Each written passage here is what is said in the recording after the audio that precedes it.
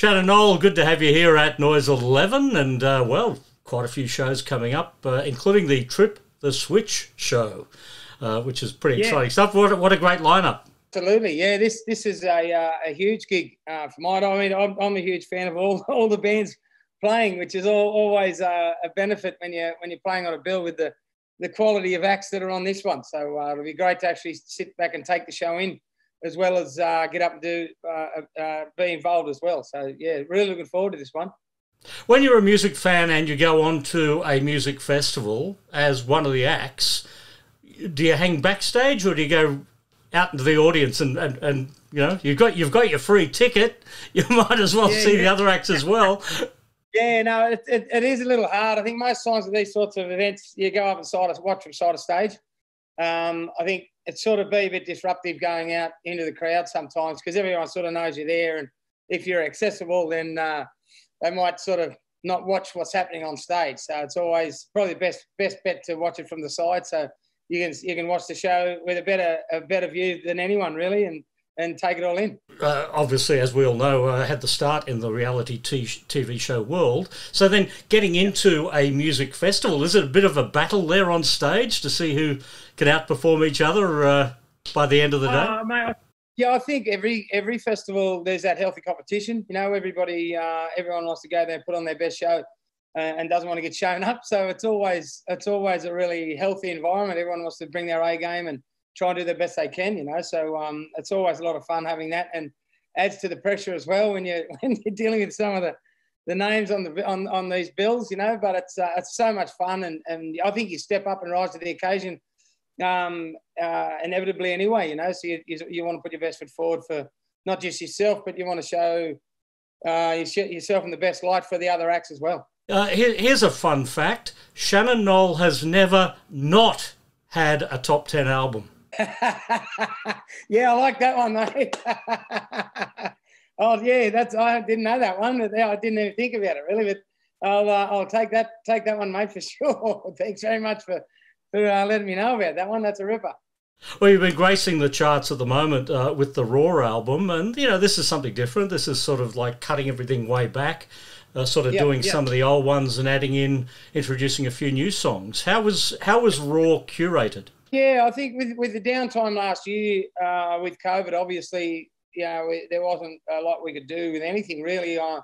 We're trying to do writing sessions over Skype, which were obviously a fair bit more difficult than what they are actually when you're all in a room together, you know, talking over each other and accidentally cutting each other off and that sort of thing. So we thought we'd obviously with the COVID numbers towards the end of last year, we did a lot of these shows acoustically.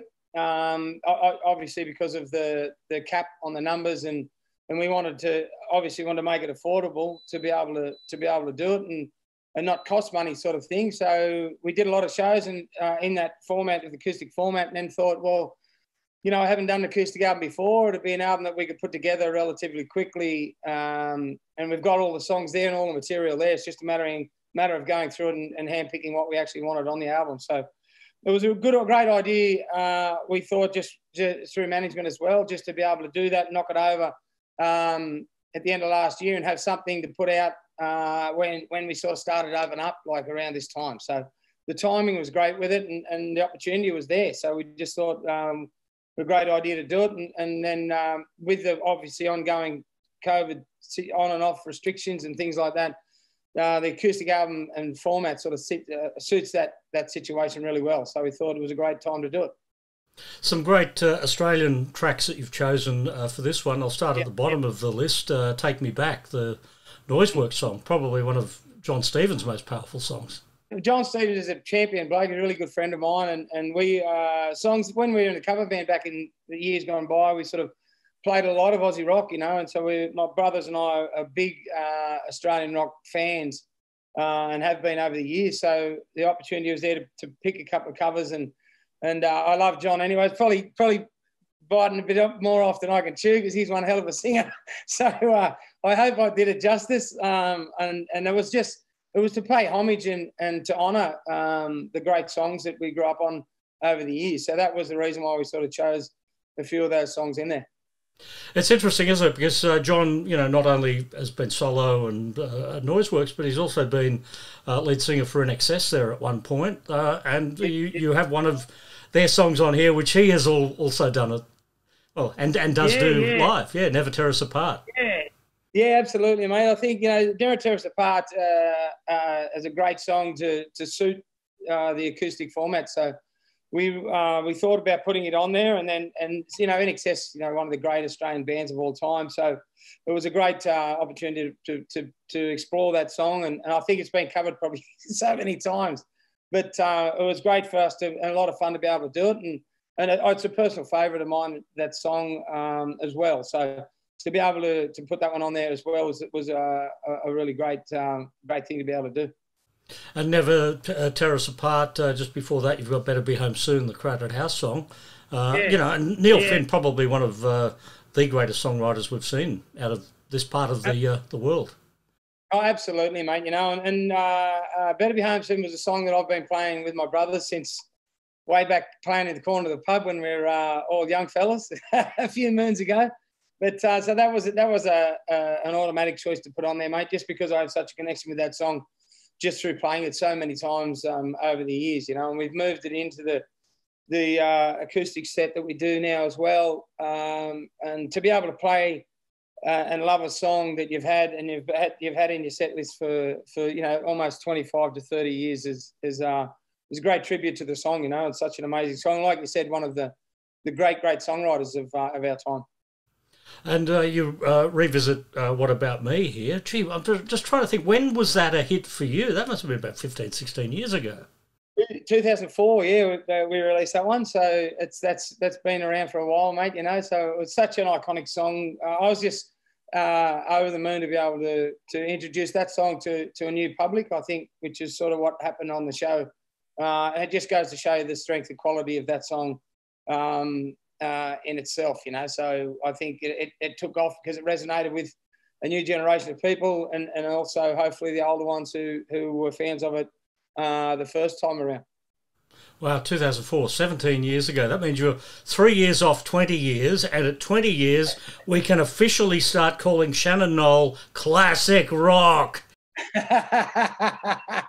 Absolutely, mate. I'll take that too for sure. Yeah, mate, it's been a hell of a ride, and it's had ups and downs, isn't it, as well, but just to go through everything I've been through and to be able to have a top 5 album with Raw was an amazing feeling, and I'm just so thankful to all the people who supported me right from the start and continue to all the way through and stuck with me, mate. I think nobody's got a career in this business without the support of the fans and the buying public. So they're the most important people in the industry to me. And I'm just so very humbled and thankful that after so long, because obviously a reality TV background, it's not very structured to produce longevity. So I think after nearly 20 years to be still traveling as well as I'm traveling now, I'm very, very lucky. And it's all through the support of the public. So very, very appreciative of that.